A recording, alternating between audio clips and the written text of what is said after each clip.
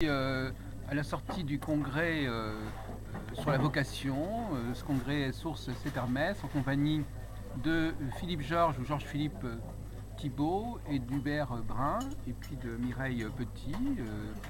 Nous allons faire une sorte de bilan un peu de ce colloque, et puis réfléchir un peu sur les prochaines réunions qui sont prévues.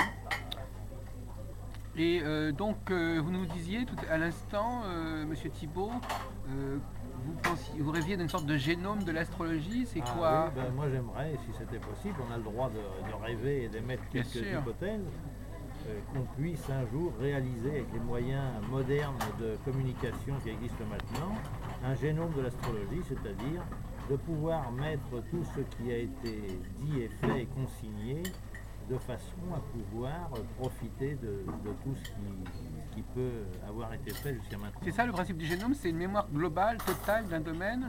Oui, je pense que ça pourrait être ça. Oui. Et ça servirait à quoi, cette espèce d'accumulation? Justement, la tradition est déjà un génome de l'astrologie quelque part. Ça ferait une base de données qui serait accessible pour tout un chacun. Oui, sauf qu'il y a beaucoup de déchets, il y a beaucoup de choses qui sont peut-être pas à garder.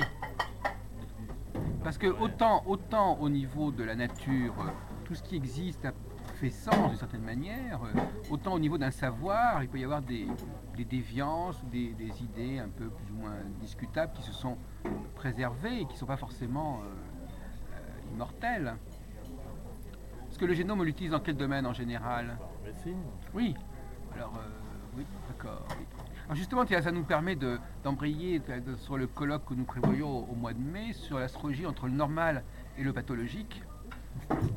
C'est-à-dire justement, ça pose le problème des frontières de l'astrologie. Est-ce que l'astrologie, quelle est la capacité de l'astrologie à annoncer que l'astrologie a des frontières.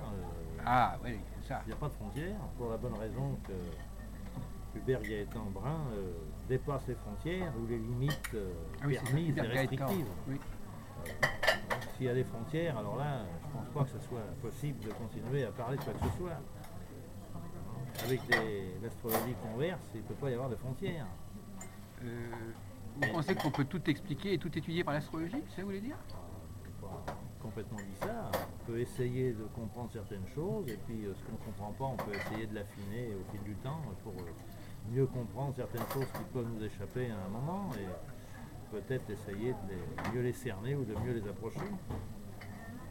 Est-ce que ça vous gêne, cette histoire de frontières de l'astrologie, Hubert Gaëtan? Les frontières de l'astrologie, c'est un mot qui vous énerve? Qu'on parle de frontières de l'astrologie, des limites de l'astrologie, de ce qui est off-limits, c'est-à-dire ce qui n'est pas du domaine de l'astrologie, mais seulement des éléments complémentaires à l'astrologie, c'est-à-dire des choses qu'on capte par ailleurs et qui viennent compléter l'astrologie, ou est-ce que l'astrologie elle-même est déjà une sorte de totalité qui n'a besoin d'aucun apport extérieur? Pour moi, l'astrologie, c'est un système ouvert qui peut recevoir toutes les disciplines, et c'est ça qui fait sa richesse en fait. C'est le support d'une interdisciplinarité. Ah, donc interdisciplinarité, ça veut dire qu'on n'utilise pas que l'astrologie? Non, c'est un support, c'est un squelette, une structure, à partir de laquelle on peut y mettre les formes qu'on donc mettre les formes, ces formes, on les prend sur le terrain, c'est ça? Ouais, c'est la vie. Par exemple, dans une consultation, la personne elle va parler de sa vie, l'astrologue ne va pas deviner à l'avance. Voilà, c'est ça. Voilà. Et tout ça, l'intérêt à partir des éléments qu'elle va donner, que la personne va donner de sa vie, elle peut les relier à une structure et trouver une sorte de fil d'Ariane, un truc cohérent qui permet à la personne de peut-être rassembler des morceaux qui parfois étaient un peu épars. Vous voulez dire que ça sert à quelque chose, cette idée de structure, en fin de compte? Ou que les gens ont besoin d'une structure? Ce que vous appelez une structure, c'est-à-dire... Et lourd, cette structure, c'est la structure psychique. Mais parfois, on n'est pas toujours conscient de qui on est. Il y a des passages à vide, où on a des doutes sur soi. Et donc l'astrologie, ça permet le rôle de l'astrologue, là, à ce moment-là, un peu de rassembler un peu ces... J'ai proposé comme prochain sujet de colloque à Sources, l'astrologie et la crise identitaire. Je pense que s'ils ne le font pas, je vais organiser un colloque à la rentrée d'octobre sur l'astrologie et la crise identitaire. Est-ce que ça vous inspire le mot crise identitaire, Hubert Gaëtan? On peut avoir plusieurs identités, y compris des faux papiers. Parce que moi je trouve que c'est très important. Par exemple, est-ce que non, parce que quand vous me dites ça, ça me fait penser que certaines personnes justement sont en crise identitaire. Est-ce que l'astrologie permet de calmer cette crise identitaire justement en mettant en évidence une structure, un squelette justement? J'utilise beaucoup la psychosynthèse comme grille de lecture pour comprendre l'astrologie. Et justement, la psychosynthèse, c'est la compréhension qu'on fonctionne sur des identités, des identifications à des sous-personnalités. Donc ces sous-personnalités, elles peuvent sont représentées par des planètes. Alors, si on prend donc et donc la crise identitaire, c'est le moment où on ne peut plus fonctionner sur une identification. Et par exemple, une personne qui est identifiée au rôle de mère, les enfants s'en vont, et qu'est-ce qu'elle devient, qui elle est, Ah oui. Voilà. Donc elle est dans une crise identitaire. Et par exemple, quelqu'un qui ne peut plus travailler dans son domaine, il a une crise identitaire, par exemple. Alors l'astrologue va voir que ça va correspondre à un transit, par exemple un transit de Pluton sur sa lune, sur son soleil, et donc elle est amenée, selon son transit, à changer, à remettre en question son fonctionnement. Et ses choix éventuellement. Ses choix de vie. Oui. Voilà, en fait, l'astrologie, elle sert à gérer les crises identitaires. Ouais, je suis assez d'accord. Oui. Je suis assez d'accord. Effectivement, il y a des aspects de crise identitaire, c'est pas forcément négatif. C'est justement la question de savoir quel est le moteur de la crise identitaire. La crise identitaire, justement, c'est la remise en question des choix. C'est-à-dire que des choses qu'on avait cru abandonner une fois pour toutes, qui sont du passé, ou des voies qu'on s'est dit qui n'étaient pas pour nous, tout d'un coup on se dit après tout pourquoi pas. C'est-à-dire, on remet en question les choix antérieurs et les décisions antérieures. Ça c'est lié justement à ce que j'appelle le retour de la conjonction. Quand il y a une conjonction importante qui se fait, eh bien ça veut dire justement que l'on remet sur la table des choix qu'on avait évacué, par exemple. Mais la crise identitaire, ça peut être aussi justement le moment où on ne peut plus continuer à garder tous ces choix en tête et il faut choisir. C'est les deux cas. On remet en question les choix et puis il y a la crise identitaire de remise en question des choix et la crise identitaire qui consiste à remise en question du non-choix. C'est-à-dire on ne peut plus continuer à ne pas choisir, donc il faut choisir. Face à ce dilemme, soit la personne elle accepte de lâcher cette forme d'identité qu'elle avait dans le passé, et à ce moment-là il y a souvent un passage à vide et puis de reconstruction, de remise en question. Soit elle refuse ce changement et c'est là que commencent les problèmes, parce qu'elle n'accepte pas de rentrer dans le mouvement de la vie. Oui, c'est intéressant ce que dit Hubert Brun, c'est très intéressant parce qu'en même temps, je suis tout à fait d'accord avec lui. En même temps, je sais qu'il n'utilise pas du tout les mêmes outils pour y arriver. Ce qui veut dire qu'on peut arriver à se mettre d'accord entre astrologues sur une certaine philosophie de la pratique astrologique et différer sur les outils utilisés. Mais c'est déjà beaucoup d'être d'accord sur le principe de l'astrologie. Il faudrait serrer les problèmes. Et inversement, il y a des gens qui utilisent les mêmes outils qui n'ont pas la même philosophie. Donc, la question de savoir qu'est-ce qui est le pire, c'est-à-dire, moi par exemple, je suis tout à fait d'accord avec Hubert dans sa philosophie de la consultation, mais par contre, je suis sûr que je ne vais pas être d'accord avec les dates qu'il va donner à la personne, parce que ça ne sera pas les mêmes dates que celles que j'utilise. Je ne sais pas, est-ce que vous faites la consultation? Mais oui, mais dire Mireille a assisté l'autre jour à une consultation. Donc, c'est pas à vous ou à moi de savoir si c'est la bonne, c'est la personne qui est consultée qui va nous donner le verdict. Et c'est elle qui va trancher pour savoir si c'est la bonne ou pas. Donc, on n'est quand même pas à la merci uniquement de tel ou tel client en particulier. Si tu donnes une date, elle est bonne ou elle n'est pas bonne, ça dépend comment tu présentes ça. Quoi. Oui. Alors à ce moment-là, quelqu'un peut avoir un système, tantôt c'est bon, tantôt c'est pas bon. Ça existe aussi. Alors c'est pas concluant. On peut être à côté de la plaque. Alors, un des grands problèmes, c'est la communication avec le client. C'est-à-dire, est-ce que le client comprend de quoi on parle? Parce que s'il ne comprend pas de quoi on parle, soit il va croire qu'il a compris alors qu'il n'a pas compris, soit il va partir sur une fausse piste. Il y a un problème, est-ce qu'à votre avis, est-ce que vous faites une pédagogie de ce que vous... Est-ce que vous expliquez de quoi vous parlez? Je crois qu'on a fait la même formation avec nos méthodologies. Ouais. Donc il y a une question qu'il faut se poser, c'est est-ce que la personne est un idiot culturel?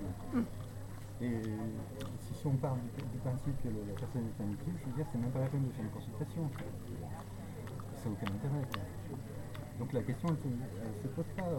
Il est censé on est censé être de plein pied avec ce que dit la personne, et ce qu'elle dit, ça doit forcément faire sens avec cette personne, pour cette personne. On n'a pas à... adapter son langage en fonction... Non, je veux dire, par exemple, si la personne elle arrive avec une question du genre qu'est-ce qui va m'arriver demain, on peut très bien arriver au bout de la consultation, parce qu'elle arrive à poser la question, mais pourquoi les choses vont... qu'est-ce qui serait le plus juste pour moi à comprendre pour que les choses arrivent au mieux, hein? C'est là, ça me semble. Ouais, on peut arriver à faire évoluer la consultation vers une prise en charge de la personne d'elle-même. Et c'est ça l'intérêt. Oui, hein, absolument. C'est qu'elle devient créatrice de sa propre vie. Et souvent, elle arrive avec un a priori de je suis pas capable d'assurer ma propre vie. Donc je viens me référer à quelqu'un qui a censé supposer savoir sur moi. Et j'attends qu'il me dise sur un plateau quelle date il va se passer, quel truc. Et puis dans 6 mois, je vais revenir parce que je ne veux pas être content parce que ça ne sera pas passé. Voilà. Et donc je serai toujours assujetti à ce pouvoir-là. Alors, moi je pense que... Alors, il y a des astrologues qui vont au téléphone, qui vont dire moi je vous reçois pas, il y a des gens qui vont vous recevoir parce qu'ils vont répondre à vos demandes. Et moi je les reçois parce que j'ai comme un a priori positif de l'être humain. Et je crois que c'est simplement un problème de compréhension. On faut d'abord s'ajuster au niveau du langage. Et ce que je propose, c'est certainement plus intéressant pour elle, dans la mesure où ça va lui permettre de se prendre en charge et de devenir auteur de sa propre vie. Et donc, très souvent, à la fin, elle me dit je ne m'attendais pas à ça, je suis très content de ce qui se passe. Moi j'appelle ça un astrologue ingénieur de vie. C'est quelqu'un qui est globalement capable d'expliquer à la personne comment une vie ça fonctionne, en utilisant l'astrologie bien sûr, mais pas uniquement, comment une vie, comment on aborde la vie, comment on gère sa vie, quelles sont les règles du jeu en quelque sorte. Mais il y a un point que j'utilise beaucoup et je pense que vous n'utilisez pas, Hubert, c'est le fait que je parle à une femme ou à un homme. Est-ce que vous tenez compte de ça? Vous dites à une personne, bon, vous êtes une femme, donc en tant que femme, votre parcours de vie n'est pas forcément, vos valeurs ne sont pas forcément celles d'un homme, par exemple. Est-ce que ça rentre en jeu dans votre conseil, dans votre prise en charge? L'identité féminine, masculine, est-ce que ça rentre en jeu dans la façon dont... Elle doit être égalitaire, cette identité, donc il n'y a pas... Ah bah écoutez, alors je suis désolé, ça c'est de la politique, mais l'astrologue n'a pas forcément à rentrer dans ce genre de considération. Oui. On n'est pas... c'est pas une campagne... On ne doit pas avoir un langage adapté plus à une femme qu'à un homme. Non. Si c'est une réponse astrologique sur un transit ou autre... Bon. Alors qu'est-ce que vous en pensez, vous êtes d'accord avec M. Thibault sur le fait qu'on n'a pas besoin de tenir compte du fait qu'on parle à un homme ou une femme? Je laisse le manche. D'abord, c'est d'abord quelqu'un qui a une demande. Oui. C'est un être humain. Oui, c'est un être humain. Ça peut être un homosexuel, un transsexuel, oui. Donc tout sexe confondu. Oui. Il vient dans une démarche une demande, une démarche d'une relation d'aide ou autre. Et puis en fonction de ces questions spécifiques, voilà, ça peut se traiter, ça peut être une femme. Mais Moi, là, c'est plus des questions sociologiques. C'est pas tellement lié au cadre de la consultation. Ah bon ouais. Enfin, expliquez-vous. Écoutez, alors là, justement, j'ai donné une consultation il y a quelques jours en présence de notre amie Mireille Petit à une jeune femme de 27 ans et je n'ai pas arrêté de tenir compte du fait qu'elle était une femme et qu'elle avait aussi un problème de couple éventuellement avec un homme et que cet homme c'était pas une femme, etc. Et que les échéances qui sont plus favorables aux hommes qu'aux femmes, parce qu'il y a des types de situations, des types de crises qui sont plus faciles à résoudre pour un homme instinctivement que pour une femme, et inversement.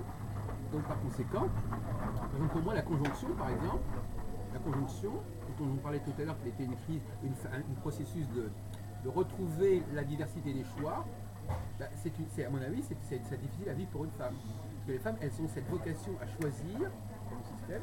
Donc si elle est dans une phase où au contraire il faut remettre en question les choix qu'on a faits, il faut réenvisager d'autres solutions qui ont été laissées de côté, d'autres vocations, d'autres identités, ben, ça fait problème. Voilà. Et puis inversement, des périodes où au contraire il faut faire des choix, il faut se lancer dans quelque chose, ben, ça peut-être plus en rapport avec le génie féminin qu'avec le génie masculin. Donc pour moi il y a des configurations qui... D'ailleurs justement, j'en parlais justement, par exemple Mireille Petit, l'autre jour elle disait qu'actuellement elle est dans une femme qui traverse une phase conjonctionnelle, elle se masculinise, voyez-vous. Ben oui, c'est-à-dire qu'elle est obligée de rentrer dans une problématique masculine quelque part, d'adopter quelque part un comportement masculin de diversification, et inversement, un homme dans une phase que j'appelle disjonctionnelle, c'est-à-dire où la conjonction est déstructurée, eh bien il va se féminiser, il est obligé de se féminiser. Donc on ne peut absolument pas, Monsieur Thibault, faire abstraction au nom de je ne sais quelle idéologie. L'astrologue n'est pas dans une idéologie sociale. Idéologie particulière. Je pense que la réponse, on doit s'adapter à toute forme de clientèle, pour celui qui fait de la consultation. Oui. Et on doit adapter ses propos en fonction de la personne qu'on a en face, que ce soit un homme ou une femme. La réponse, si c'est quelque chose de professionnel, moi je ne fais pas de différence. Vous dites que vous adaptez. Vous adaptez, ça justement tenir compte de qui est la personne. Mais, moi je ne fais pas de différence entre les hommes et les femmes pour une réponse professionnelle. S'ils font le même travail, c'est pas... Ça dépend de la question. Oui. Maintenant, Jacques considère qu'il y a une différence psychologique, non? Ce qu'a dit Hubert tout à l'heure sur à mon avis, ce qu'a dit Obermann est tout à fait pertinent, à condition, bien entendu, que précisément, on tienne compte, dans le cas qu'il a donné, enfin dans cette démarche qu'il a proposée, on tienne compte, bien entendu, du fait qu'on a affaire à un homme ou une femme. Ça fait partie de la philosophie de la vie, ça fait partie de la stratégie de vie, et c'est pas la même stratégie. Oui. Alors je crois qu'il y a un déficit là. Oui, c'est possible. Le déficit, on a toujours eu. Le sens de l'adaptation, c'est aussi valable pour un homme que pour une femme. Non, mais... Et le sens de la réponse à une question qui n'a pas été posée ni formulée, c'est difficile de pouvoir répondre. Si on regarde qu'un aspect dans un thème, ou si c'est pour quelle raison cette personne vient, ou si elle vient sans raison, la question est complètement différente.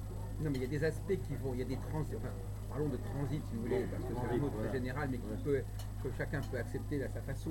Il y a des transits qui posent des problématiques qui sont plus faciles à vivre pour certaines personnes que pour d'autres, et inversement. On a toujours, aussi bien un homme qu'une femme, des ressorts d'acceptation de choses qui nous obligent à nous féminiser ou nous masculiniser en fonction de la réalité du terrain. Et si on veut coller à la réalité du terrain, ça dépend où on se trouve et avec qui. Oui, mais si vous êtes déjà masculin dans votre propre nature, vous n'aurez pas à faire d'efforts pour l'être. Non, mais on peut avoir à défendre quelque chose de masculin en étant féminin et le contraire. Oui, justement. Donc le sens de l'adaptation, il appartient pas à l'astrologue, il appartient à la personne qui entend ce genre de réponse, et c'est à cette personne de s'adapter, qu'elle soit homme ou femme. Écoutez, justement, je vais reprendre l'exemple de cette consultation. À un moment donné, j'ai dit à la personne que déjà de réfléchir un peu sur le modèle parental qu'elle a dans sa famille. Comment se comportait sa mère, comment se comportait son père. Et elle m'a dit une chose intéressante, elle m'a dit que son père, effectivement, avait pardonné certaines fautes à sa mère. Donc elle avait été infidèle, enfin, il avait, bon.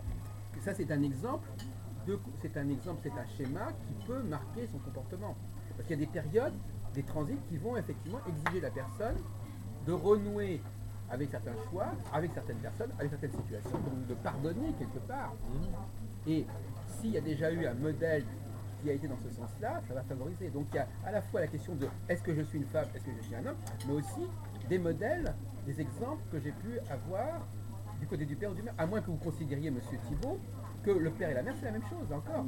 Vous êtes dans une sorte de logique comme ça d'aplanissement, il n'y a plus ni les pères, ni la mère, ni le mari. Il peut y avoir aussi des consultants qui n'aient pas eu de parents. Mais justement, il faut en tenir compte, il faut se renseigner.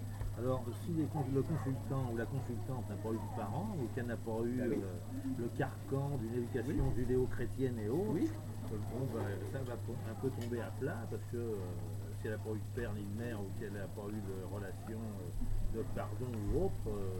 C'est rare qu'il n'y ait pas de substitut. Oui, enfin, c'est pas une obligation. Parce que c'est quand même très traumatisant de ne pas avoir eu de père ni de mère, ni en substitut. Non, mais le système de référence, on a toujours en substitut un père et une mère, voilà. Effectivement. Mais après, il y a des gens qui vivent cloisonnés et qui ne rentrent pas dans ce genre de choses. Il va y avoir des difficultés. Avoir des parents, c'est une façon de se préparer à la vie. Si effectivement, on n'a pas eu des exemples maternels ou paternels pertinents, eh bien il va y avoir des situations de vie qui seront beaucoup plus difficiles à gérer et à vivre, tout simplement. Oui, mais enfin on peut, avec le fil de l'habitude et du temps, estomper tout ça et se sortir dans la... Oui, mais avec un prix qui va être effectivement l'impréparation, le fait de mal gérer certains tournants, de mal gérer l'expérience. Il y a des gens qui ont des mauvaises expériences de vie et qui en tiennent compte pour améliorer leur sort. Il y en a d'autres, c'est le contraire. Oui. Mais donc c'est un sens de l'adaptation à la réalité du monde aujourd'hui. Bon, alors pour nous résumer, Thibault, quelles sont les données à capter chez la personne qui vient en consultation?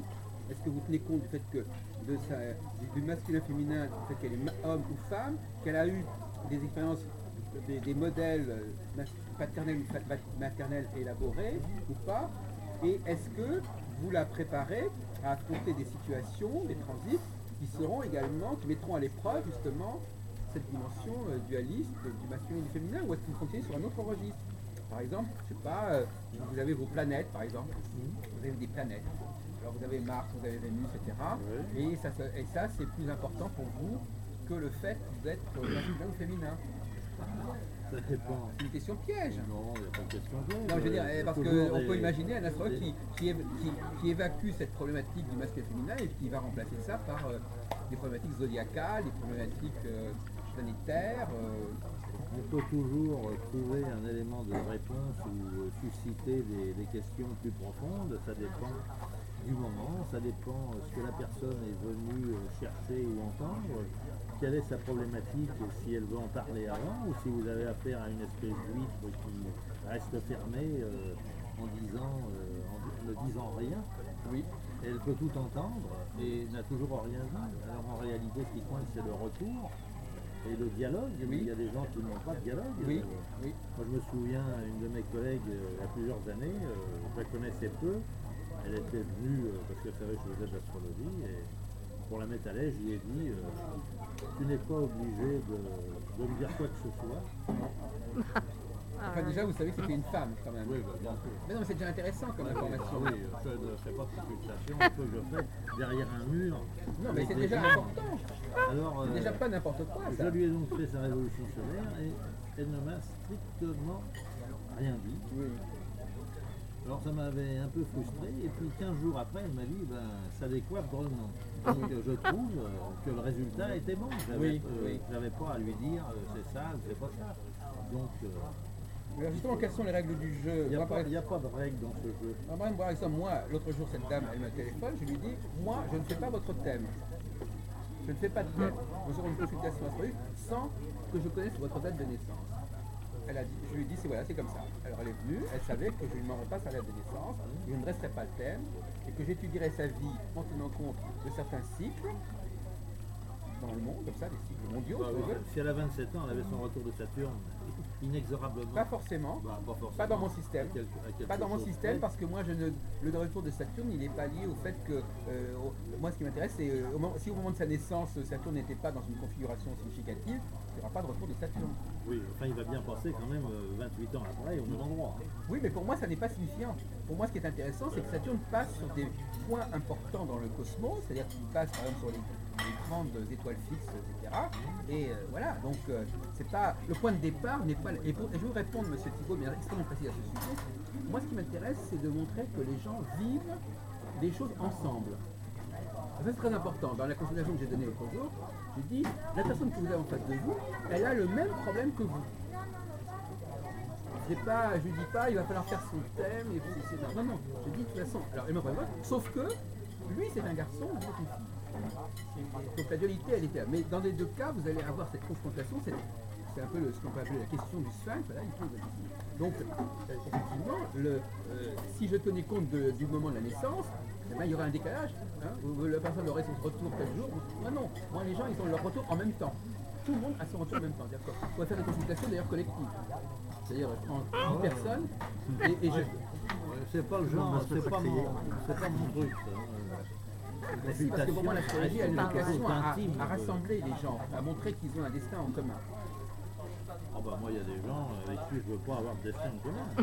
Donc le destin en commun, si. Je prends l'exemple de Fourniret, je veux pas avoir le destin en commun avec ce type-là. On tombe dans le domaine de l'astrologie et entre le normal et le pathologique.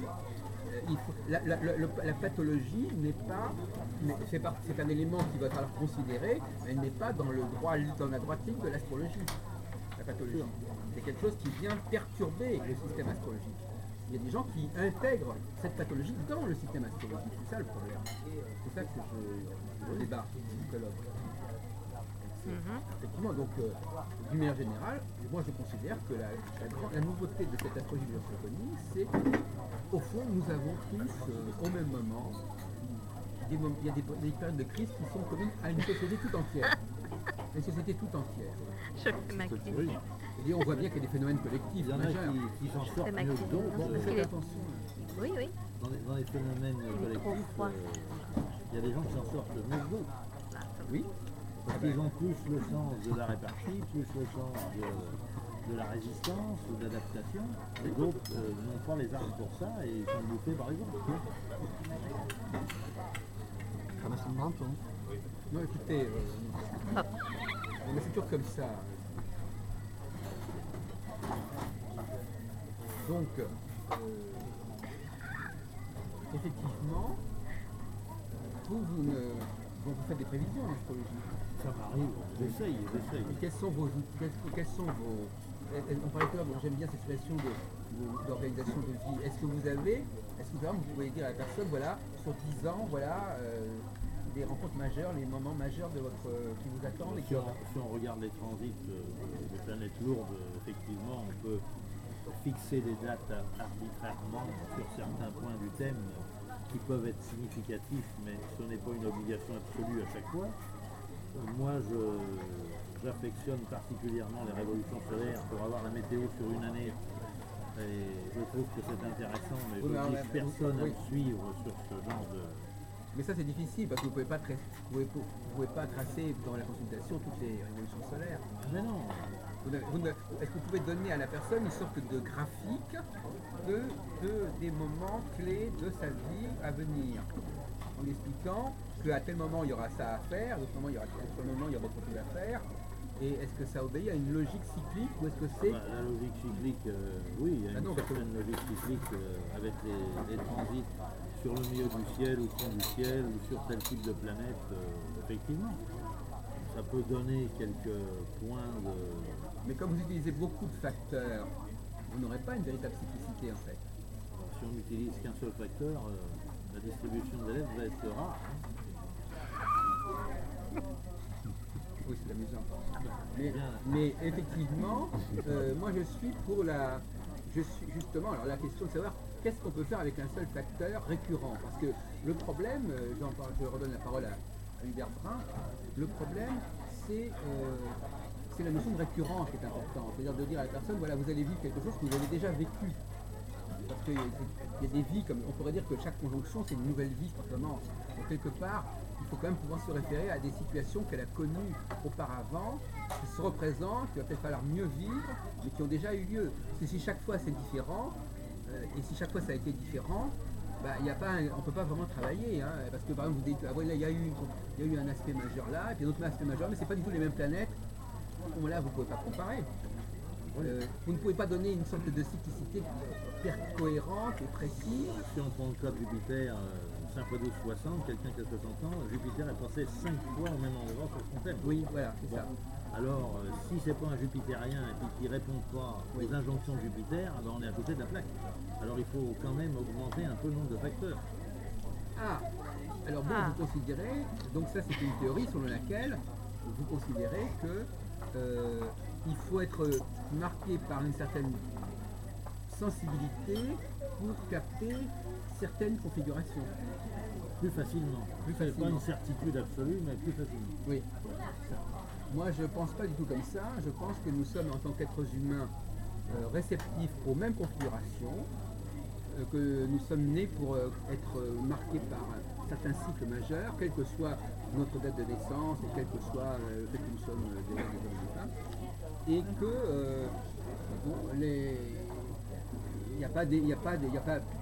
je crois que c'est quand même très positif de disposer d'une cyclicité simple, transparente, récurrente, plutôt que de... Et puis le client il suit beaucoup mieux, hein, plutôt que chaque fois de dire oui, vous avez cette fois-ci, en telle année, vous avez un carré Saturne-Neptune, et puis dans 10 ans, attention, il va falloir faire attention au passage d'Uranus sur votre lune. Donc, je sais pas, le type il entend le nombre de configurations, c'est jamais la même chose. Les gens qui viennent en consultation sont plus intéressés pour les résultats à 2 ou 3 mois que de savoir ce qui va leur arriver dans 10 ans, je pense. Là, on a effectivement un clivage absolument majeur entre deux écoles d'astrologie. L'école d'astrologie que j'appelle l'école tactique et l'école stratégique. L'école tactique, c'est, voilà, la personne est engagée dans quelque chose, bon, c'est ce que c'est, mais on va essayer de faire au mieux. La stratégie peut avoir été mauvaise, la personne peut avoir choisi une mauvaise stratégie de vie, mais l'astrologue va essayer de trouver les moyens d'en tirer le mieux, de s'en sortir au mieux.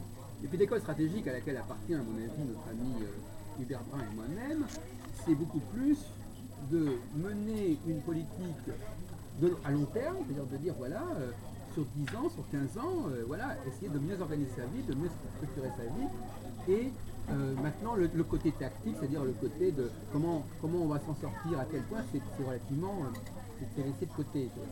Bon. Donc effectivement, à la limite on pourrait presque dire, d'ailleurs ça fait penser un peu aux travaux de Roger Eke, et ça a été intéressant de voir que par exemple entre Roger Eke et Hubert Brun, il y a des similitudes au niveau des techniques, mais il n'y a pas du tout de similitude au niveau de la philosophie de l'astrologie. C'est intéressant. C'est-à-dire que des gens peuvent avoir les mêmes façons, plus ou moins, de travailler au niveau technique, mais ils n'en tirent pas du tout le même usage. Ils n'ont pas du tout la même relation avec le client. C'est pour ça qu'il faut relativiser. Et inversement, on peut avoir la même philosophie et pas du tout travailler de la même façon. Alors effectivement, dans le cas qui nous concerne, on peut imaginer quelqu'un qui vient voir un astrologue et lui dit, voilà, je suis dans une situation un peu insupportable, incroyable, est-ce qu'il n'y a pas un moyen de m'en sortir quand même, avec, en choisissant la rencontre avec le banquier, ou en choisissant la rencontre avec cette dame-là, pour que ça se passe bien et qu'à partir de ce moment-là, on puisse redresser une situation plus ou moins désespérée. Parce que c'est ça, en fin de compte, vous dites les gens ils ont une attente à court terme, c'est ça? Oui. Alors ceux qui ont des attentes à long terme entre deux, s'ils n'ont pas de soucis d'existence pour les 8 ou 9 ans qui viennent, c'est pas un problème d'attendre en faisant ce qu'on a envie. Mais si c'est vital dans leur existence, ils sont plus intéressés par le ici et maintenant et tout de suite que de ce qui va peut-être leur arriver dans le c'est un peu comme la différence entre psychanalyse et psychothérapie. Il y a des gens qui, en psychanalyse, parfois on s'engage sur une très longue période, donc il n'y a pas véritablement... Il y a une volonté de ne pas faire n'importe quoi et de ne pas orienter sa vie n'importe comment. Et inversement, il y a des gens qui veulent avoir un médicament immédiatement pour calmer leurs angoisses, etc. Donc ils ont besoin tout de suite de trouver une solution. C'est pas une angoisse métaphysique, c'est vraiment une angoisse dans le concret. Là. Donc l'astrologue, à mon avis, l'ingénieur de vie, c'est quelqu'un qui calme les angoisses métaphysiques. C'est-à-dire que la personne se dit, est-ce que j'ai une façon cohérente et satisfaisante d'organiser ma vie et de vivre ma vie ou pas?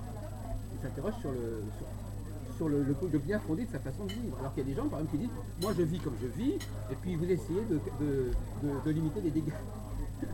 Vous limitez les dégâts, alors au dernier moment, allez hop, je suis absolument catégorique, mais je vais faire ça à tel jour, à tel endroit, et ça sera merveilleux, et à ce moment-là, je vais sortir indemne de cette situation dans laquelle je me suis mise. Donc ce sont des philosophies différentes. Je crois que ce débat est beaucoup plus important que le débat qu'on a eu avec l'AFDAF sur la question de faut-il prévoir ou ne pas prévoir. C'est pas la question de la prévision qui est en question, c'est la nature même de l'approche du futur qui n'est pas la même. Mais en fin de compte, ce qu'on appelle les psychologues, par exemple ce que dit Alain Chivray, par exemple, à mon avis, c'est plutôt ce que j'appelle ça correspondrait plus à ce que j'appelle un ingénieur de vie, c'est-à-dire quelqu'un qui se dit que ce qu'il faut, c'est aider les gens à mieux vivre et à mieux être plus en phase avec ce que la vie peut leur apporter, et pas seulement à passer un mauvais cap à un moment donné. Quand un mauvais cap se présente, ou on attend que la tempête se calme, ou alors il faut continuer à essayer d'avancer, ou sinon on est balayé. Donc, si la personne n'a pas de résistance, on peut toujours lui donner quelques brins de solutions, il ne saura pas les utiliser, et il restera dans ce qu'il est. À moins de penser qu'il puisse avoir des opérations magiques tel jour, dans telle configuration, et sa vie changera du jour au lendemain, j'ai du mal à y croire. Il faut être capable de se prendre en main et d'entendre la voie du changement avec les possibilités qui puissent s'offrir à la personne. Le problème, M. Thibault, c'est qu'apparemment, beaucoup d'astrologues, en fin de compte, n'ont pas les données, n'ont pas les instruments pour justement aider les gens sur le long terme. Ils sont souvent beaucoup plus équipés pour faire effectivement des interventions ponctuelles, mais dès qu'on leur demande quelque chose de plus élaboré sur le long terme, ils n'ont pas les outils qu'il faut, parce qu'ils ne disposent pas notamment d'un système de socialisation. Je vais vous donner un exemple amusant. Je parle le mot socialisation. Par exemple, si on vous dit, voilà, il y a un événement important qui a lieu, est-ce que vous dites à la personne de vivre cet événement important au mieux, ou est-ce que vous dites non, finalement, ce qui est important, c'est pas ce jour-là, c'est un autre jour. Est-ce qu'on peut inventer des événements en astrologie? C'est un événement, c'est social, cher monsieur Thibault. C'est un événement, c'est social. On n'est pas tout seul. On ne crée pas soi-même tout seul un événement, généralement. Il y a des événements qui intègrent beaucoup de personnes. Par exemple, la réunion d'aujourd'hui, par exemple, c'est un événement collectif. C'est un événement collectif, c'est un événement qui a été prévu longtemps à l'avance. C'est pas la même chose que de susciter astrologiquement un événement en choisissant une date qui est astrologiquement significative, mais qui n'est pas une date qui s'intègre dans un processus collectif, dans une préparation, etc. Est-ce que l'astrologue peut prendre la responsabilité de fixer à la personne une date importante alors qu'il devrait tenir compte des choses qui se passent dans la vie de cette personne réellement? C'est-à-dire, par exemple, si la personne prend ses vacances à telle date, vous n'allez pas lui dire de faire ses... C'est-à-dire, quelle est la marge de manœuvre de l'astrologue dans la façon dont la personne gère son temps? Est-ce qu'on peut inventer des dates, ou est-ce que il faut préparer la personne à profiter au maximum des dates qui existent réellement? sais pas si je pourrais répondre à ça, mais en réalité, l'effet Pygmalion est quelque chose qui existe. Vous avez quelqu'un en consultation, par exemple, je ne sais pas, je prends l'image d'une femme qui aurait été peu sollicitée par des rencontres au travers de son existence. Oui. Et qui se pose la question si elle va rencontrer l'homme de sa vie. Oui. Elle va consulter un astrologue. Et l'astrologue peut très bien lui dire, ah tiens, il va y avoir un passage de Vénus sur Mars, Oui. quelque chose, Oui. ça va être... Alors, peut-être qu'elle va, en entendant ça, être plus attentive à sa façon d'être en allant au pain, et en étant plus attentive, elle va peut-être rencontrer quelqu'un qu'elle n'aurait pas vu autrement. Oui, mais moi ce qui me gêne, c'est Moi, la ça me gêne réciprocité. pas. La réciprocité, oui, la réciprocité. Parce que moi, ce qui me trouve, que je trouve insupportable en astrologie, c'est cette espèce d'hyper-individualisme qui fait que, on l'a dit tout à l'heure, pour une personne, pour la personne X, la configuration sera à tel moment, et pour une personne Y, ça sera à un autre moment. Donc elles ne se rencontrent pas, en fin de compte. Mais elles rencontreront d'autres ailleurs ou pas. Il y a des gens qui mettent des annonces et ils trouvent rien, et puis il y a des gens qui mettent pas d'annonces et puis ils ont très tort. Donc c'est qu'une question de comportement, ça n'a rien à voir avec l'astrologie. Moi je pense qu'il y a une sorte de pessimisme foncier dans certains propos dans l'astrologie. Ce pessimisme, c'est-à-dire que finalement la société fonctionne très mal, les gens sont tous déconnectés les uns par rapport aux autres, on est tous décalés les uns par rapport aux autres, et quand on regarde un peu le discours prévisionnel que les astrologues tiennent à leurs clients, on a l'impression que chaque client est dans son couloir à lui, avec ses dates à lui, qui ne sont pas celles du voisin. On se dit, mais quelle société pourrait fonctionner comme ça? Ben, il suffit d'être dans le bon couloir. Non, mais je veux dire que, est-ce qu'on est vraiment, Monsieur Brun, est-ce qu'on est vraiment, au niveau prévisionnel, est-ce qu'on est vraiment, est-ce qu'on est vraiment tous dans notre petit couloir? Comment tous ces petits couloirs communiquent entre eux? Comment tous les petits couloirs prévisionnels? Est-ce que vous croyez qu'on est tous chacun dans un petit couloir? Par exemple, moi, mon retour de Saturne, c'est à telle date, le retour de Saturne de l'autre personne, c'est à d'autres. Je sais pas, par exemple, vous vivez avec quelqu'un qui a 3 ans de plus que vous ou moins que vous, donc toutes ces planètes vont être décalées par rapport aux vôtres. Qu'est-ce que ça veut dire tout ça? Vous croyez que est-ce que vous acceptez cette représentation des choses sur lesquelles on est tous décalés plus ou moins les uns par rapport aux autres, et qu'on ne vit pas les choses au même moment, et que ça n'a pas la même signification pour les uns et pour les autres? Enfin, ça fait pas un peu désordre tout ça? Bah, je crois que actuellement, je crois qu'il y a eu un carré Soleil Mars en ce moment, hein, tout ça. Donc normalement, il y a l'électricité dans l'air. Et ça c'est vrai pour tout le monde le vit, ce carré Soleil Mars, c'est ça que vous Il y dites? a l'électricité dans l'air Voilà. pour tout le monde. Voilà. Voilà. Mais si je regarde autour de moi, je ne veux pas avoir que des gens agressifs. Hein. Oui, donc dans le cas du carré Soleil Mars dans l'air, par contre si vous parlez d'un retour de Saturne, ça sera un retour de Saturne d'après Monsieur Thibault, un retour de Saturne. Non, le retour de Saturne, c'est individualisé. Ben voilà, c'est ça la différence. Parce que là, je parle d'un aspect mondial. Voilà, c'est ça. L'aspect mondial, c'est que tout le monde a droit au Soleil Mars. Oui. Mais ça veut dire qu'il y a de l'électricité dans l'air, on va peut-être avoir un peu plus d'agressivité autour de soi, mais ça va être valable à un niveau, je dirais, sociologique. Oui. Et au niveau individuel, quelqu'un qui a passé sa journée à faire dans un jacuzzi, à se faire palmer il va pas être agressif. Alors que l'autre qui sera sur... Non, mais il peut subir. Hein. Voilà. Enfin bon. Il le passera beaucoup mieux. Tu mets ton main devant la caméra? Non. Je sais pas, ton doigt. Non, non. Faut faire attention. Je mets pas mon doigt. Bah écoute, en tout cas c'est Voilà, limite. et donc c'est effectivement quand on veut par exemple choisir un stage, choisir une date de stage, il vaut mieux utiliser un aspect mondial parce que ça va concerner le plus grand nombre. Mais il va y avoir des façons différentes pour chacun de vivre. C'est évident que moi, si j'ai dans mon thème natal un soleil carré Mars, je vais être plus sensible à cette... Je vais être en résonance plus facilement. Enfin, écoutez, dans la vie sociale, heureusement que quand même, quand on a des intentions ou des pulsions, on rencontre dans pas mal de cas une attente comparable en face. Hein. Autrement, ça serait quand même assez triste. Hein. Bien sûr. Donc, il semble bien que notre société ne fonctionne que parce que nous sommes marqués en même temps par des motivations comparables. Autrement, elle ne fonctionnerait pas. Voilà, c'est ce que j'appelle, c'est ce qu'on appelle les aspects mondiaux en astrologie, par exemple. Ces aspects mondiaux ne sont pas uniquement mondiaux, on vient de le voir, ce sont ces aspects qui nous permettent de nous intégrer socialement et d'avoir des rapports à peu près de communication avec autrui. Oui. Par exemple, imaginons par exemple, tout à l'heure je parlais d'un aspect qui pouvait être un aspect nostalgique, par exemple, nostalgique. Vous avez un aspect nostalgique, l'autre personne n'a pas un aspect nostalgique, qu'est-ce qui se passe, vous comprenez? Ça colle pas. Il vaudrait mieux quand même, moi personnellement je n'accepte pas cette théorie, moi je considère que nous sommes, moi je ne tiens compte que les aspects mondiaux, donc pas d'aspect par rapport à la naissance, et au moins l'avantage c'est qu'effectivement, quand je dis à une personne, voilà, je dis, bon, ce que vous avez envie de faire, quelque part, il y aura un écho en face.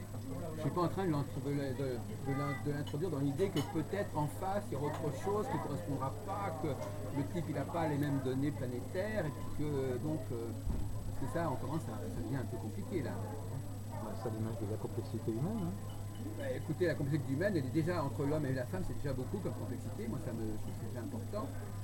Déjà lui expliquer que son ami il a peut-être le même problème mais qu'il le vivra différemment parce que c'est un homme et qu'elle est une femme, il faut pas faire. C'est-à-dire que est-ce que vous ne pensez pas, justement, alors c'est une question un peu piège que je vous pose, est-ce que vous pensez, parce que lui il a multiplié considérablement les facteurs. Ah oui. Mais Jacques, je peux te poser une question? Une seconde, je ne vais pas terminer ma question. Non, est-ce que vous ne pensez pas que vous avez une telle quantité de facteurs que ça vous amène forcément à individualiser quand même beaucoup les gens, parce que vous avez les matériaux pour les individualiser. Si vous aviez moins de facteurs, vous seriez plus tenté d'essayer de trouver des points communs. Mais là, effectivement, il y a une telle richesse au niveau de l'individualité planétaire, etc., que même si vous avez une philosophie qui est ce qu'elle est, d'ailleurs on avait déjà ce débat l'autre jour, mais c'était peut-être pas assez développé, même si vous avez une philosophie qui est une philosophie assez humaniste, qui est assez sociale quelque part, vous avez une pratique, vous avez des outils qui vous conduisent à vous intéresser énormément à la personne en tant qu'individu. C'est une question de méthodologie, hein. Si on veut trouver des points communs, on va en trouver par exemple au niveau des éléments, il n'y a jamais que 4 éléments. Et quels que soient si vous prenez des astéroïdes, des planètes, etc., on peut trouver pour chaque planète et pour chaque astéroïde une connotation alimentale, qu'elle soit plus sèche, plus chaude, plus froide, plus humide. Et rien qu'avec ça, on peut retrouver des points communs. Des points communs entre qui et qui? Et, par exemple entre les yin et les yang, par exemple. Non, mais des points communs entre plusieurs personnes? Oui. Il y a des personnes qui sont les plus yin que yang, par exemple. Yin et yang, on va le retrouver dans le thème les plus, les moins, qui sont plus eau, terre, feu, eau. Là, vous parlez de tempérament, vous ne parlez pas des phases, des échéances prévisionnelles. Moi, je parle de l'étude dans le thème. Voilà, c'est ça. Mais au niveau des échéances prévisionnelles, elles ne seront pas les mêmes. Alors, au niveau des échéances, pour les grandes étapes, on prend les planètes les plus lentes, et pour aller en particulier, on va prendre les plus rapides. Oui. Vous voulez dire quelque chose, Mireille Petit? Oui, je voulais dire, je prends l'exemple précis dans un couple. Tiens, justement, oui. L'homme qui est quitté par sa femme, il vit effectivement la même situation conventionnelle, par exemple, mais il ne sera pas satisfait que sa femme s'en aille avec un autre. Donc, ce n'est pas, disons, cohérent par rapport à ce que tu dis.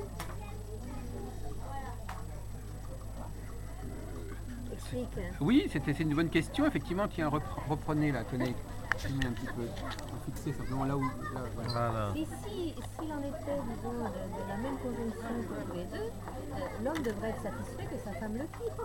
Je vais vous répondre, Madame Petit, Madame Marco Petit. C'est tout à fait intéressant, parce qu'en réalité, quand on parle de désaccord, le désaccord ou l'accord, il n'est pas à ce niveau-là. C'est pas se quitter ou pas se quitter, c'est une philosophie des choses, c'est une philosophie de la vie. Effectivement, si par exemple, à un moment donné, d'abord premièrement, une chose, il y a les questions et il y a les réponses.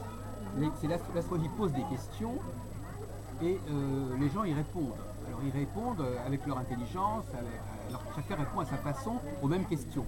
Donc il y a très peu de questions, mais il y a beaucoup de réponses. Alors effectivement, et puis en plus, il y a quand même, on en a parlé longuement, l'homme et la femme. J'ai dit qu'il y avait une différence majeure entre le fait d'être un homme et d'être une femme. Donc déjà, j'ai déjà pris mes précautions. Il est évident que je ne dis absolument pas que l'homme et la femme fonctionnent de la même manière. C'est déjà bien de l'avoir découvert. Bon. Je ne suis pas du tout l'idée de... Bon, donc déjà, à partir du moment où il y a d'un côté un homme, de l'autre côté une femme, il y aura déjà des stratégies qui vont différer par rapport à la même question.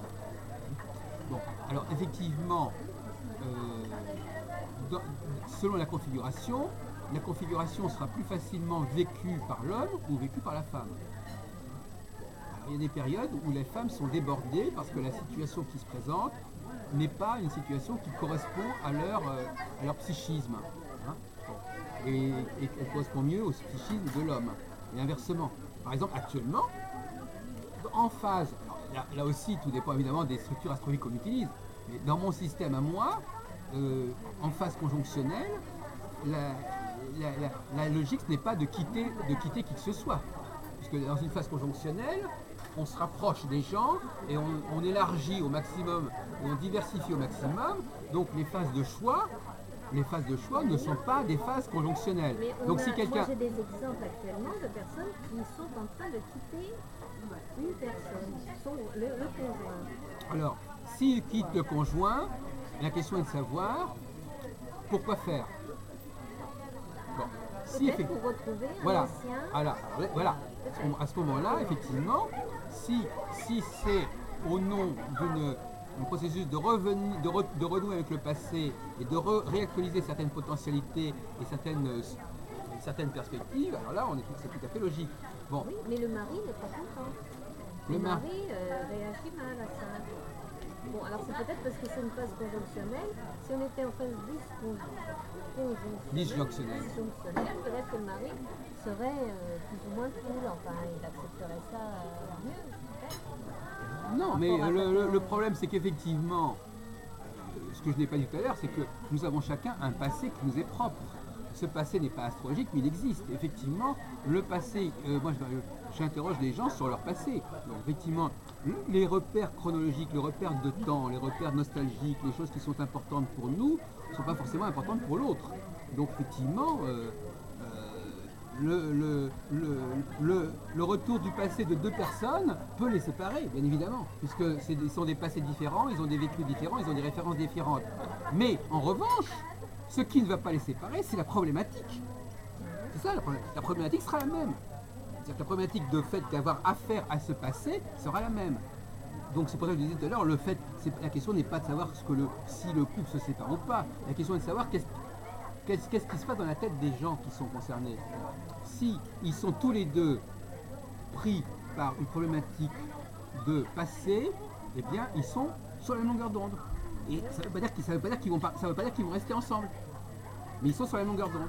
Et c'est peut-être justement parce qu'ils sont sur la même longueur d'onde qu'ils vont peut-être pas rester ensemble, justement. Parce qu'effectivement, le passé des deux va peser lourdement. Ce qui serait beaucoup plus problématique, c'est si il y en avait un des deux qui n'était pas du tout interpellé par son passé, qui n'était pas du tout concerné par cette question-là. Là, ça serait intéressant. Par contre, qu'effectivement, dans les deux cas, on voit que les choses sont lourdes. Par exemple, bon, je peux prendre ton exemple personnel, mais effectivement, imaginons par exemple que... je connais un peu l'histoire de Mireille, donc je pourrais répondre là-dessus. Imaginons que par exemple pour l'un, ce qui est important, c'est de revenir de son pays pour aller vivre dans un autre pays où il est. Pour l'un, c'était de renouer avec quelque chose qu'il avait. Chacun a des démons du passé, chacun a ses propres démons dans son passé. Bon, il est clair que c'est pas forcément les mêmes démons dans les deux cas. Hein. Donc moi, j'appellerais pas ça des démons en ce qui me concerne. Non, mais c'est des choses qui sont des archétypes ou des structures qui pèsent dans la mémoire de la personne. J'ai renoué avec ma famille d'origine, si on peut dire, voilà. Pas avec des amants ex. Non, mais je veux dire que, donc je réponds à la question clairement, le passé diffère, il y a d'une part le masculin et le féminin, d'autre part il y a des passés différents qui vont avoir des traductions différentes, et donc par conséquent ça peut totalement arriver à ce que des gens se quittent. C'est pas du tout la question. La question c'est est-ce que les gens passent par une même problématique? C'est pas la question de savoir si les gens trouvent les mêmes solutions. La même problématique, c'est-à-dire que tous les deux sont animés par une sorte de besoin de retrouver quelque chose qu'ils avaient quitté ou qui était éloigné, etc. Bon, à partir du moment où ils ont tous les deux ce problème-là, il faut qu'ils trouvent une solution ensemble qui tienne compte de ce poids respectif, etc. Mais malgré tout, ils sont quand même sur la même longueur d'onde. Bon, maintenant, il y a aussi la question, par exemple, comme on a dit des parents. Il y a 3 facteurs qui peuvent jouer. L'image parentale, le père, la mère, le fait d'un masculin et un féminin, et puis le passé accumulé des uns et des autres. Tout ça, ça doit considérer. Mais vous n'aurez pas oublié que quand je dis ça, je ne parle pas du thème astral. Je ne parle pas du thème astral. C'est pas le thème astral qui va résoudre. Le thème astral va donner la configuration qui va poser le problème, mais le problème va être vécu diversement selon le passé de la personne, le passé familial de la personne, le passé l'existentiel de la personne, et puis le fait que le passé génétique de la personne. Parce qu'être un homme et une femme, c'est aussi un passé génétique. Alors donc moi je propose un séminaire le 4 mai ou le 5 mai, justement pour parler de ces questions-là. L'idée, alors j'ai développé une nouvelle conception que je vous signale, c'est le rejet de la ce que j'appelle le rejet de l'astrométa. L'astrométa, c'est-à-dire de tout ce qui est méta-astrologique et méta-astronomique. C'est-à-dire tout ce qui est, par exemple, quand les astrologues par exemple, donnent des noms aux planètes, c'est du méta. Quand les astronomes donnent des noms aux secteurs du zodiaque, c'est du méta. Quand les astrologues donnent des noms, des significations aux maisons, c'est du méta. C'est-à-dire toute cette façon de nommer, et quand certains décident de changer les noms, c'est du bêta. Ce sont des gros bêtas. Voilà. Voilà, effectivement. Je m'attendais à celle-là. Mais effectivement, ce que j'appelle le méta, vous savez, notre ami Hubert Vincent, ce qu'on appelle le métalangage, c'est-à-dire tout ce que, par exemple, un scientifique, prenons par exemple un cas d'un astronome. Un astronome, c'est un scientifique, mais quand il nomme une planète, il n'est plus scientifique. C'est du méta, c'est-à-dire que c'est lorsqu'il est au-delà de son niveau de compétence. Par exemple, un urbaniste peut par exemple élaborer une ville très intelligente, mais ça va être du méta pour donner le nom aux rues. Bon, c'est pas du tout la même chose. C'est-à-dire qu'il ne faut pas dire, puisque ce sont des astronomes, tout ce qu'ils font est scientifique. Pas du tout. Il y a dans l'astronome des choses qui sont scientifiques et d'autres choses qui sont simplement conjoncturelles. On donne des noms pour avoir des noms. On choisit un nom parce qu'il en faut choisir un. Donc notre ami par exemple Brun, il est dans le méta-astronomique, c'est-à-dire qu'il accorde beaucoup d'importance à tout ce que les astronomes peuvent pondre, inventer, nommer, baptiser. C'est très important. Et moi je considère qu'il faut que l'astrologie se débarrasse de toute cette espèce de méta.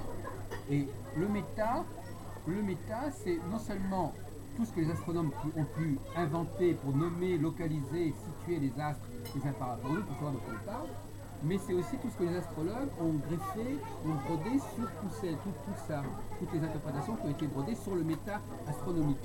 Donc il y a le méta-astrologique et il y a le méta-astronomique. Donc c'est ce que j'appelle, moi là je développe l'astrologie ANM, l'astrologie non méta. Non méta, c'est-à-dire qu'il faut distinguer, il ne faut pas prendre à la lettre, il ne faut pas prendre de la même façon ce qui est proprement scientifique et ce qui est ce que j'appellerais de l'ordre du checkbook, c'est-à-dire de l'ordre du vadémécum, de l'ordre d'agenda, c'est-à-dire des recettes comme ça, c'est par exemple des recettes d'application. Il y a tout un méta quand il s'agit de, en pratique, on va faire des conventions, on va se mettre l'idée qu'on va appeler ça comme ceci, comme cela. Ça c'est le méta.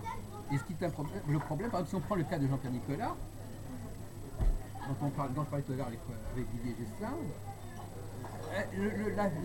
ce qui est regrettable chez Jean-Pierre Nicolas, c'est qu'il n'est pas distingué l'astrologie méta, l'astrologie non méta. Il n'a pas distingué l'astronomie méta, l'astronomie non méta. C'est-à-dire que, par exemple, il a fait un travail qui justifie à la fois, il a conservé le méta de l'astronomie, c'est-à-dire qu'il a conservé les nouvelles planètes, il a conservé les signes zodiacaux, il a conservé les maisons, mais il a quand même fait un effort de reformuler ou de redéfinir ces notions. Donc il a retravaillé le méta astrologique, mais il n'a pas retravaillé le méta astronomique.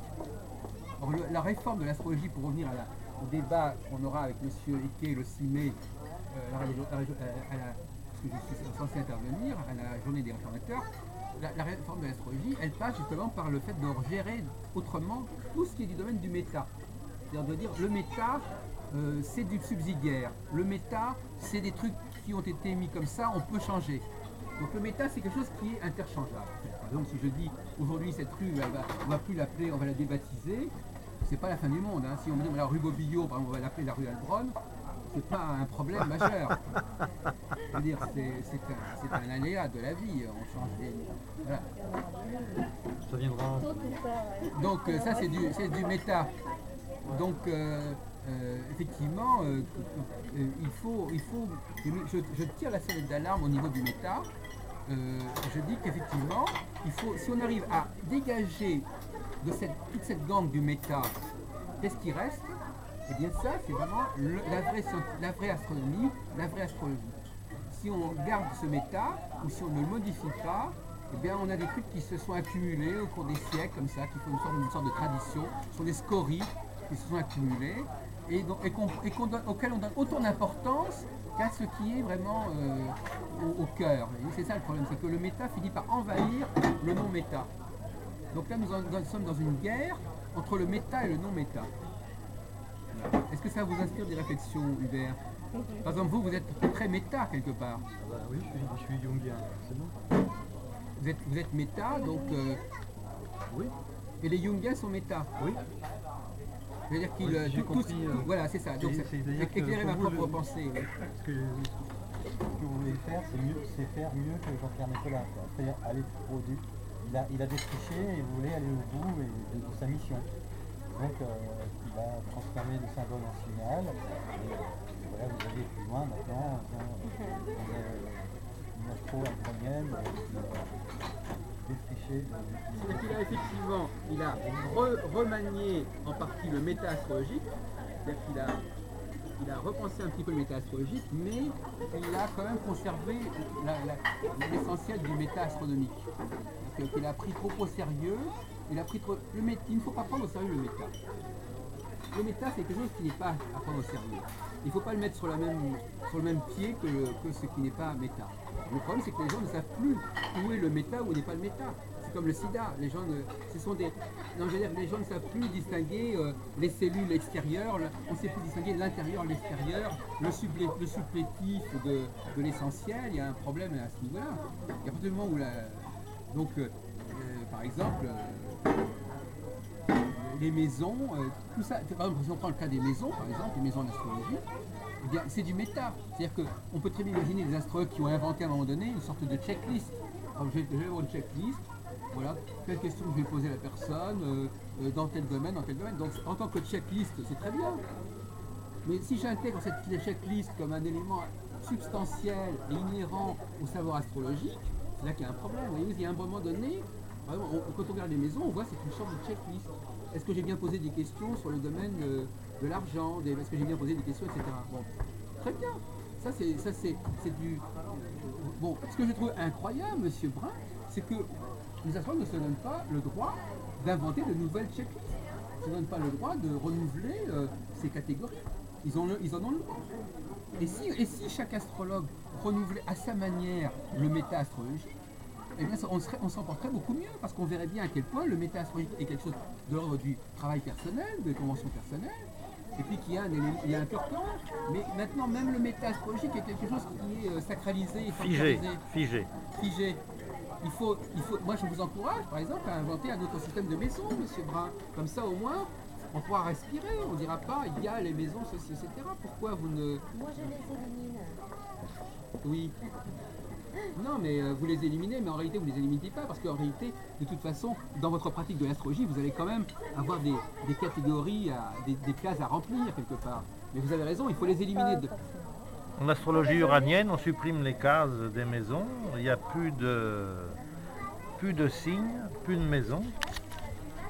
Il n'y a plus d'aspect. C'est quoi l'astrologie uranienne? Attendez, parce que moi, ça me fait, je ne sais pas si on parle de la même chose quand on parle d'astrologie uranienne. C'est les mi-points des Bertins. Ah oui, c'est ça, c'est l'astrologie allemande. Oui, bien sûr. Oui, vous la connaissez? Je ne la connais pas, j'ai assisté à deux journées de conférence avec Gabriel Horwitz il n'y a pas longtemps. Ah oui, d'accord. J'ai donc entendu ce qu'il a dit et on n'utilise plus les maisons, plus les signes. On ne garde que les éléments cardinaux fixes et mutables. Et il n'y a plus d'aspect non plus, puisque au niveau du cosmos, une conjonction, un carré ou un trigone, c'est pareil. Non, pas un trigone. Conjonction, opposition et carré. Ouais. De toute façon, alors à la place d'avoir une bibliographie dans les tiroirs de recettes entre aspects, trigones, sextiles et autres, il n'y a plus que des relations de planètes. Et j'ai retrouvé en 1973, il me semble, d'Astrodata, des textes concernant, qui a été écrit à Zurich, donc par des gens inspirés par l'astrologie allemande et Lertin, des textes où on ne parle pas d'aspect, mais on ne dit même pas que c'est des relations, on met Soleil-Lune ou Mars-Vénus, et il y a un texte, mais c'est pas signifié que c'est un trigone, un sextile, un carré, etc. Et c'était utilisé en astrocartographie. Alors moi je pense qu'on met souvent au goût du jour des tas de choses qui ont existé depuis longtemps, où on a envie de se démarquer par quelque chose de nouveau, mais encore faudrait-il que le nouveau puisse fonctionner. Alors on peut ramener à l'essentiel, au strict minimum, quelque chose qui serait précis. Non mais c'est vrai que les Allemands ont fait un gros effort depuis à peu près la Première Guerre mondiale, l'école de Hambourg, et puis après Berkeley, etc. Ils ont fait un gros effort justement pour renouveler le méta astrologique, pour renouveler la théorie des espèces, c'est du méta. Pourquoi tel aspect plutôt que tel autre, c'est complètement arbitraire. Je veux dire, pourquoi attacher l'importance à un certain angle plutôt qu'à un autre, c'est arbitraire. Ça dépend où on est, parce que l'angle change. Oui, en plus.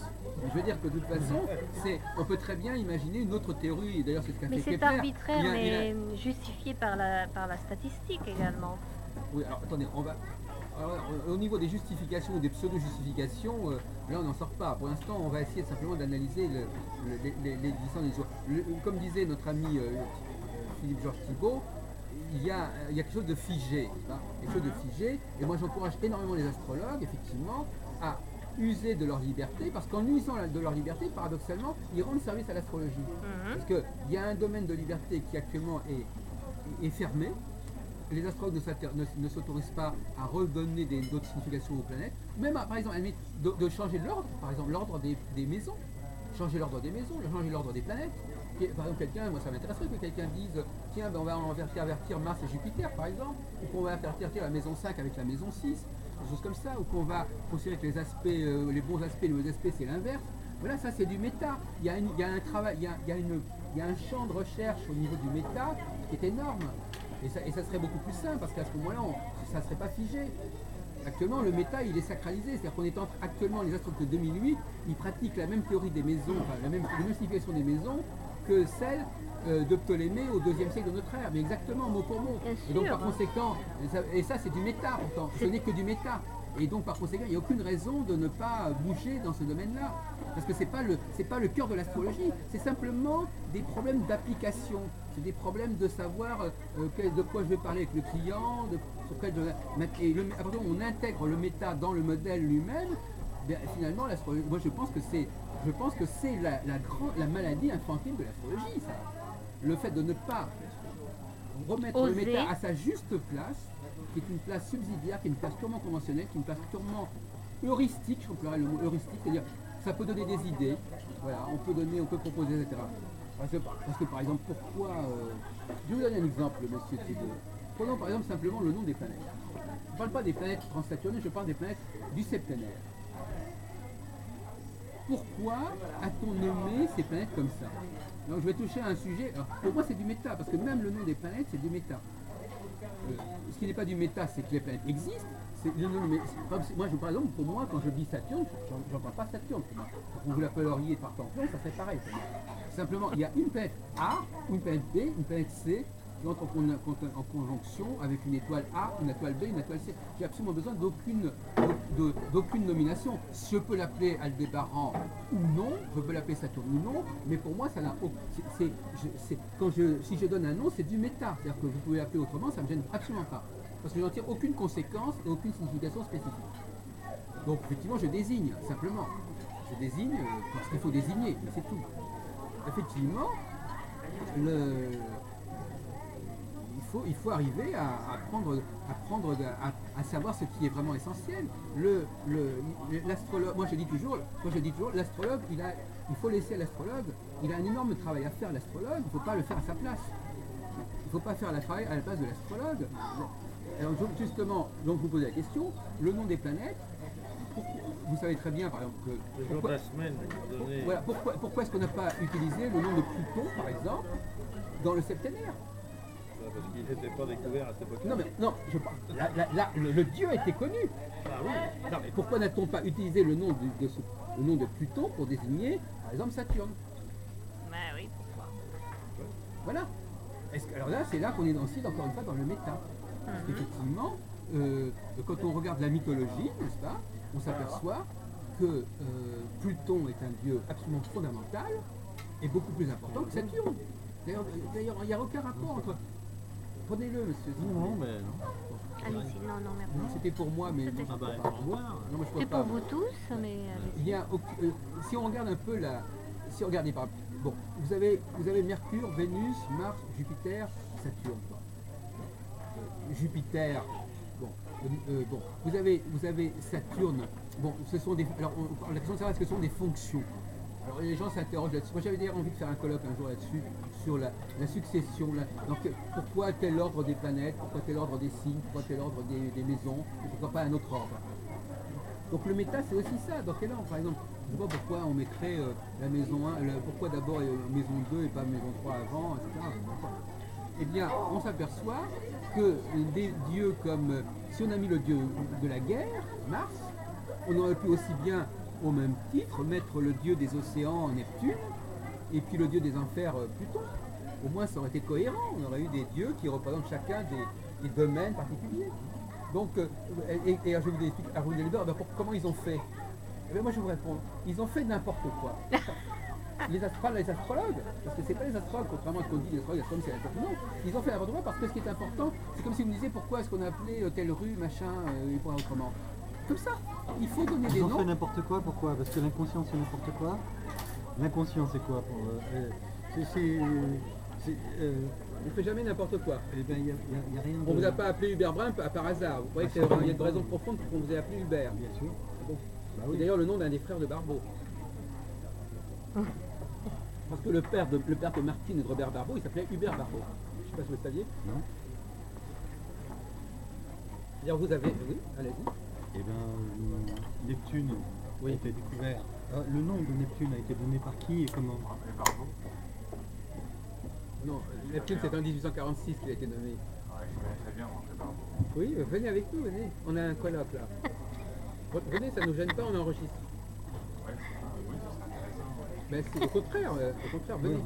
Bon, alors écoutez... Il a annoncé la grande prise en 2010 astrologiquement, il a dit qu'il y a une grande prise en 2010 sur les éphémérides et autres. Sur Je peux filmer. Il a annoncé la grande prise de 2010. Allez-y madame, c'est pas un problème. Alors vous êtes qui êtes-vous alors? Vous êtes de l'astrologie, vous êtes un amateur éclairé? Je peux vous dire déjà, c'est que je consulte l'astrologie, mais effectivement. Et chez nous, les éphémérides que Barbeau a fait pour l'année 2010, il annonce qu'il y aura des choses qui vont se passer au niveau astrologique très importantes, avec des planètes, bien sûr. Bon, il met toutes les planètes en jeu. Et il dit effectivement qu'il va se passer des choses sur le plan astrologique importantes pour cette année. Après, c'est aux gens de décrypter, ceux qui peuvent décrypter la configuration astrale du moment. Et il a dit qu'en 2010, il y aurait justement une grande formulation de planètes et qu'il allait se passer des choses. Donc, oui. Mais nous, on discute des fondements de l'astrologie, on ne discute pas de telle application. Les fondements de l'astrologie, oui, ça a été fait depuis très longtemps. Pourquoi telle planète a tel nom, par exemple? Pourquoi est-ce qu'on n'a pas utilisé Neptune avant le 19e siècle, par exemple? Neptune? Oui. Ça, c'est une question qui est difficile à répondre, parce que Mais l'astrologie, selon moi, est-elle une science véritablement crédible? Est-ce qu'on peut se baser sur l'astrologie pour justement faire... est-ce que ça peut améliorer la vie des gens? Est-ce que ça peut donner des indications sur la base du système solaire, sur la fondation du temps, sur pas mal de choses? C'est aussi ça. On est en train, on discute là-dessus, bien sûr, monsieur, il n'y a pas de problème, on en discute, c'est évident. Ouais, il y a plusieurs façons de faire l'astrologie. Pour la formation des planètes. Moi, j'ai vu un très beau film l'autre jour que j'ai chez moi en DVD, c'est 2001, l'Odyssée de l'espace de Stanley Kubrick. Oui. Et Stanley Kubrick a dit à la fin de mon film, il a dit dans son film, d'ailleurs l'acteur Pierre Derléa le dit, oui. Il dit comme ça, le film est basé sur Dieu, l'image de Dieu est partout dans le film, à travers ce monolithe noir, l'image de Dieu est à travers partout. Et il a dit effectivement, l'univers étant tellement infini, il y a des milliards de galaxies, des milliards de planètes, et il a dit il n'est pas impensable que la vie existe ailleurs que sur la Terre. Oui. Et on va recentrer un peu la discussion. Si vous voulez, vous pouvez vous approcher de nous. Et puis quand vous verrez quelque chose qui vous intéresse. Vous savez, sur l'astrologie, je vous dis une chose, personnellement, vous parlez de la formation des planètes. Ben, vous êtes en accord avec tous les météores, tous ces fragments qui se sont passés, mais aussi la formation des planètes telle qu'elle est elle-même. Bon, c'est comme vous évoquez la planète Mars, alors que vous n'êtes pas la planète Mars. Mais tout ça, si on cherche la formation des planètes au niveau géologique, au niveau de la métaphysique, comment? Non, on parlait du nom des planètes, pas de la formation des planètes. Le nom qui est donné aux planètes. Oui, bien alors. D'où vient ce nom? Le nom des planètes, vous savez, oui. Est-ce que c'est pas... ça dépend pas de Jules Verne aussi, c'est pas Jules Verne qui vous donne des noms de planètes aussi on parle de planètes qui sont nommées déjà comme ça depuis 3000 ans, monsieur. Uranus et Neptune. Non, je parle des planètes qu'on connaissait dans l'Antiquité, comme Saturne, Uranus, comme Saturne, Jupiter, Mars. D'où ça sort ces noms-là? Et pourquoi est-ce qu'on appelle tel endroit du zodiaque le taureau et pas le gémeau et pas le cancer? Dans quel ordre ça a été donné? C'est de ça dont on parle, je vous signale. Oui, mais trouver une question à cette réponse, c'est pas forcément très évident, parce que moi je ne vais pas vous induire en erreur, mais ça c'est pas forcément... Par contre, je sais que l'influence de la planète Saturne, comme de la planète Uranus, parce que moi je suis uranien, je suis du Verseau, je suis né au mois de février, je suis Verseau, donc je suis concerné par la planète Uranus, qui est une planète de changement, qui est une planète d'innovation, qui est une planète anticonformiste par soi-même, parce que je suis uranien, d'accord. Alors il y a Saturne, alors selon certaines personnes, c'est une planète maléfique, il y en a qui disent que c'est une planète maléfique, il y en a qui ça leur rend service, il y en a qui disent que soit c'est une planète lente ou une planète rapide. Alors pourquoi on a donné des noms comme ça? Ça, on ne sait pas pourquoi le nom Saturne uniquement, ça c'est difficile. Et pourquoi a-t-on éliminé d'autres dieux? Parce que on avait éliminé jusqu'au 19e siècle Pluton, on avait éliminé Neptune, on avait éliminé... Vous avez dit quelque chose d'intéressant, c'est pour éliminer d'autres dieux. Et oui, on en a gardé certains, on leur a donné des planètes, et les autres ils étaient sans domicile fixe, ils étaient sans planète. Et ils n'ont trouvé de planète que depuis quelques jours, depuis quelques années. Pluton, il a attendu 1930 pour avoir sa planète. Mais oui, d'accord. Oui, c'est certainement ça. C'est quand même pas normal. On va dire, dans une logique mythologique, Pluton est un dieu majeur, il n'y a pas de raison d'attendre 1930 pour avoir sa planète. Vous dites Pluton est un dieu majeur. Qu'est-ce que vous appelez par dieu majeur? Qu'est-ce que vous voulez dire par il a une fonction majeure, il s'occupe de tout ce qui est les enfers, etc. Je veux dire qu'il a une fonction. C'est des dieux qui ont des fonctions. En astrologie, il y a des fonctions. Saturne, par exemple, il n'a pas de fonction. Vous pensez? Saturne n'a pas une fonction. C'est pas un dieu fonctionnel, Saturne. C'est le père des dieux, mais il n'a pas une fonction comme Mars ou comme Neptune, comme Vénus. Oui, donc c'est incohérent. Voilà, c'est incohérent. Le nom qui a été donné aux 7 premières planètes est incohérent. On n'avait que 7 planètes, il a donc bien fallu choisir certains dieux et pas d'autres. On a pris cela et puis c'est tout. On aurait pu se réserver, on aurait pu en prendre d'autres. C'est pas la peine d'attacher beaucoup d'importance aux noms qui ont été donnés à ces planètes. C'est simplement comme on dit par exemple que telle rue s'appelle la rue Rebuteau et puis pas la rue le boulevard de Sébastopol. Ça va pas plus loin. C'est de la métascience. Bon. Oui, c'est même plus de la métaphysique, c'est de la métascience. C'est-à-dire que c'est la science a besoin d'un langage, mais ce langage n'est pas de l'ordre de la science. Quand les astronomes utilisent le langage, les astronomes ont eu le droit d'utiliser des noms un peu fantaisistes, mais ça ne change pas la valeur de l'astronomie, puisque ce sont simplement des noms qui sont choisis conventionnellement et arbitrairement. Ben oui, c'est vrai, parce que vous avez raison quelque part, parce que, disons, pourquoi on appelait ça, pourquoi on appelait Mars Jupiter, on a donné le nom de Jupiter, qui est la plus grosse planète du système solaire, et on ne sait pas effectivement pourquoi ces noms ont été donnés précisément. C'est cela qu'on se... Ouais, c'est ça. Mais finalement, oui, on le sait pas parce que les physiciens ne le savent pas eux-mêmes, je ne sais pas. Hubert Strive et les autres. Mais les physiciens, ils s'en foutent, ça n'est pas leur problème. Ils savent que c'est des noms. Eux, ils n'attachent aucune importance à ces noms. Ils les utilisent, point final. Ils n'en tirent pas de signification. C'est pas leur problème aux physiciens. Vous comprenez ? La métascience, quand on fait de la métascience, on appelle, je désigne moi, astronome, Mars, j'appelle Mars, mais j'en tire pas de conséquences sur la signification de l'influence de Mars. J'appelle ça comme ça, point final. Ça va. Et si je dis que Mars passe par le taureau à un moment donné, je le dis comme ça, mais ça ne veut pas dire que j'attache une signification à ça. Or les astronomes, eux, ils prennent ça pour argent comptant. Bon, alors donc, on va essayer. Mais vous pensez qu'un jour on le saura? Attendez, je continue parce que j'ai des invités là. Oui, voilà, c'est l'endroit pour manger justement. Donc tu appuies là, tu appuies sur la Ah, j'ai bien aimé.